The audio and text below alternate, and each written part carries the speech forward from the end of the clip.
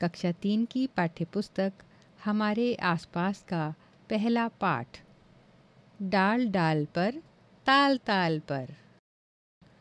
माँ, आज मुझे स्कूल भेज दो ना, 2 दिन से घर में बैठे बैठे बोर हो गई हूँ, पूनम बोली।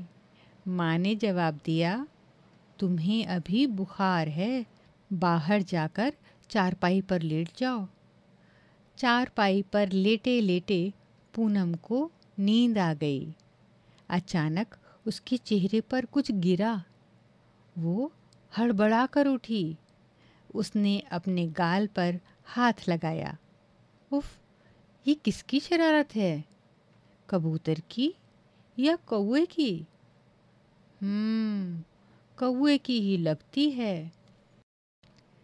यहाँ एक पेड़ का चित्र है जिस पर कुछ पशु पक्षी बैठे हैं, जैसे कबूतर, कौवा, गिलहरी, बंदर, कुछ तितलियाँ भी हैं और है मैना और चिड़िया भी। अब बताओ, पूनम ने पेड़ पर कई जानवर देखे। तुम्हें चित्र में पेड़ पर कौन कौन से जानवर दिखाई दे रहे हैं? उनके नाम लिखो। यहाँ एक और चित्र दिया हुआ है। ये एक तालाब का चित्र है जिसमें पूनम कुछ धो रही है। अध्यापक कृपया ध्यान दें, किताब में जानवर शब्द का इस्तेमाल सभी तरह के जानवरों, कीड़े, पक्षी, स्तनधारी आदि के लिए किया गया है।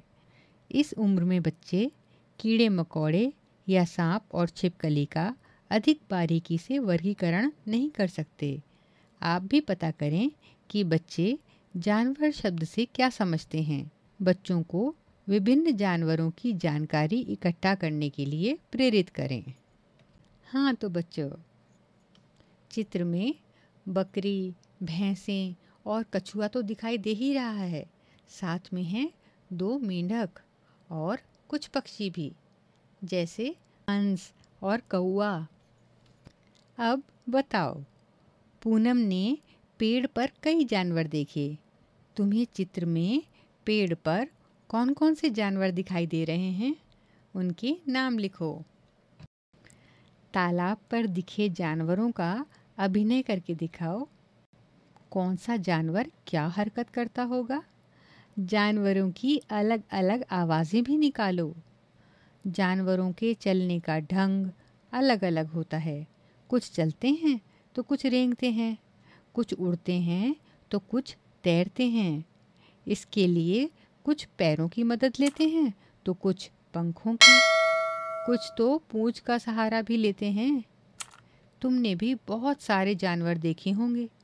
उनमें से कौन कौन से जानवर उड़ते हैं? कौन कौन से जानवर रेंगते हैं? कौन कौन से जानवर चलते हैं? और ये भी बताओ कि कौन कौन से जानवर फुदकते हैं, कौन कौन से जानवर पंख वाले हैं, कौन से पैर वाले हैं और कौन से जानवर पूंछ वाले हैं। जानवर अलग अलग जगह रहते हैं। कुछ पेड़ पर रहते हैं तो कुछ पानी में, कुछ ज़मीन पर रहते हैं तो कुछ उसके नीचे, कुछ तो हमारे घरों में भी रहते हैं।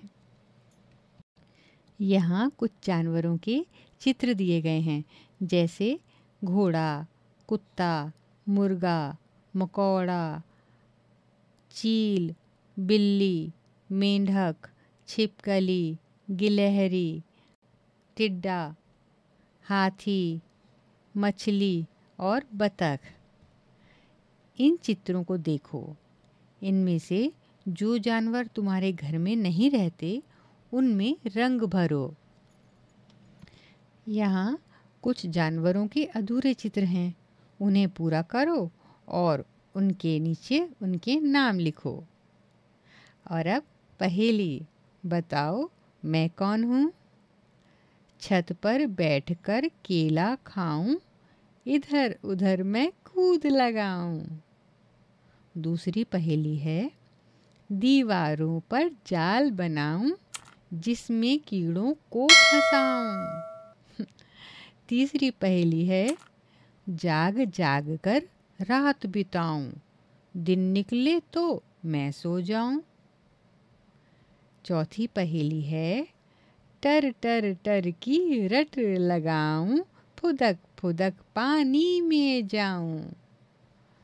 पांचवी पहेली है, बारिश के बाद नजर में आऊं, पाँव नहीं पर रेंगता जाऊं।